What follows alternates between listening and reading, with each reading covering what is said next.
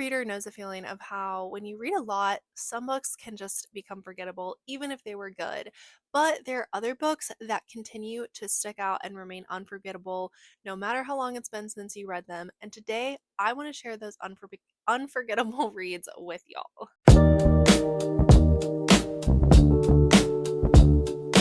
Hey y'all, so today I have three books that I want to share with you, and the parameters that I used to pick these books out were one, it has to have been at least 6 months since I've read them, and then the other parameter is that they've just had to stick in my brain. The plot I remember really well, they stuck with me just emotionally or impacted me in a way that I just couldn't get out of my brain. Now, I will say do share a lot of books that stick to that category of like unforgettable in a lot of videos. So I also, when I was considering this video, what books I wanted to share with y'all, I did pick books that I have not talked about in a while. I know I haven't talked about some of these books in a couple of months because I try and stay very mindful of not recommending you the same couple of books over and over again. So that's the parameters I gave myself. That's how I chose these three books. So let's just jump into it. All right, the first book I have for you is a World War II Christian fiction, which historically is one of my most favorite genres ever. I used to read almost exclusively World War II fiction, and this is one that has stuck with me for 4 years. I read this book for the first time, the only time, 4 years ago, and I still think about it. And that is The Girl from the Train by Irma Joubert. When I read this book originally, I have videos where I talked about how I cried within the first 100 pages of reading this book. And I'm not a huge book crier. I'll tear up, I'll choke up, but I don't be crying. So basically, in this book, we are following Gretel and Jacob. And Gretel, as a young girl, is forced to leave Poland when the Nazis invade during World War II, and she is sent to live with a family in South Africa.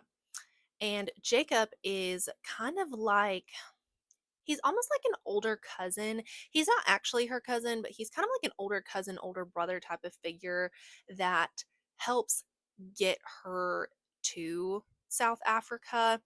But then he does go back to Poland and he is working with the Polish resistance to basically, win the war and get the Nazis out of Poland. So we're mostly following Gretel as she is acclimating to life in South Africa with her new family, but we do also follow Jacob a little bit as he is working with the Polish resistance and also just praying for and hoping that Gretel is doing all right and isn't suffering in her new life because that's obviously a lot of trauma for a young girl to go through. And what stuck out to me most from this book is just the emotional depth, specifically just the scene where Gretel leaves Poland and is going to South Africa. I just remember there being a lot of emotional depth and deeply, deeply feeling the struggle and the pain that Gretel is going through, knowing she has no choice but to leave her birth family in Poland, and knowing that she has to do that for her own good, but also it being ridiculously hard because that's the only family that she's ever known. And then another thing that really stuck out to me with this book is the difference of faiths. So Gretel in Poland was Catholic, and that is how she was being raised.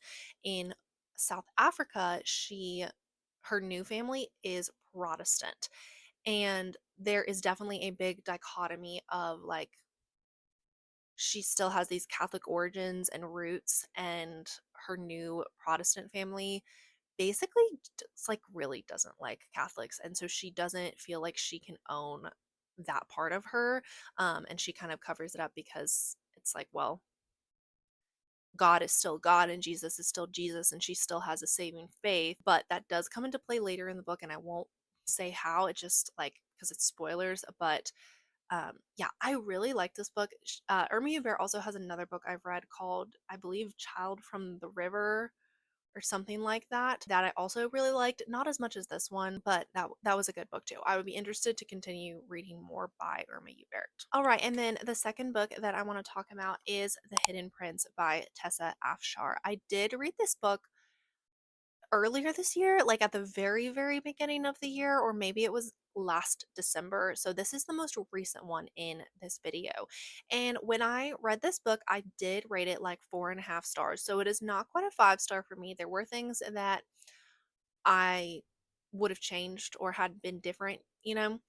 But it has really stuck with me. It's probably been the best biblical fiction that I've read this year, and I do love biblical fiction. I've been swinging and missing with biblical fiction this year, and it's been so annoying, and I'm not having a great time with it.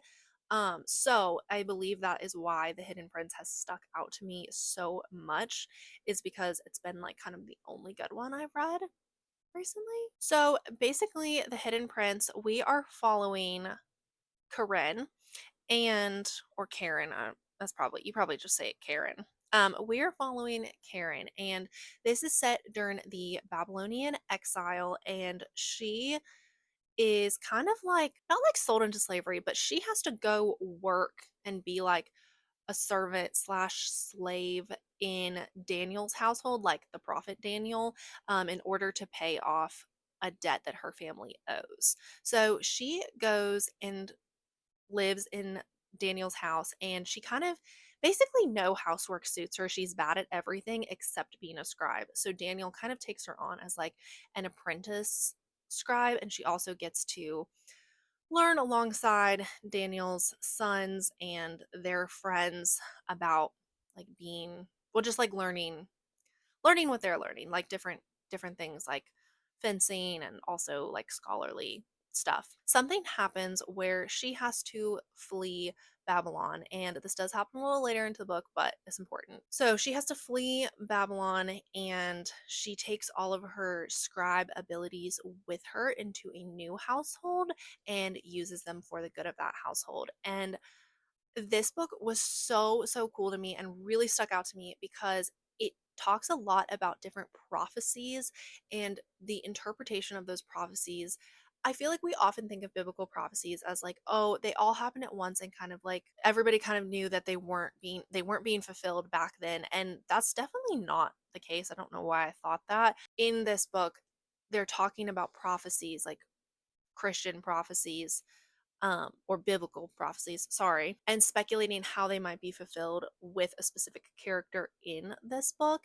And I just thought that was so cool to like read a fictional account of like what people in the Bible might have thought about those prophecies and how they were going to come true and all of that, because there's so much speculation about prophecies nowadays, and there can be a lot of contention and strife over it. And there's not to say that that wasn't a part of this book, it was, but just to kind of see like, oh, this has always been a debate and like a cool topic. And I really liked it. It really stuck with me. Karen as a character, she had so much character development that I absolutely loved. It was so good. By the end of the book, she was such a strong young woman, and I was admiring her so much. So, The Hidden Prince definitely has stuck with me as a great biblical fiction, and I highly recommend it. All right, and then the final book I have is not a Christian fiction. It is a secular fiction,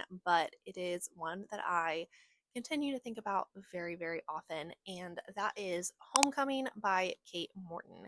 Kate Morton is one of the very few secular authors that if I see her work, I will buy it and read it because I just really like the way that she writes. Not all of her books are 5 stars for me. Actually, most of them aren't, but this one and another one is. And I want to reread this book again soon because it just did something for me. So, a lot happens in this book, and I'm going to do my best to explain it. So, just please bear with me.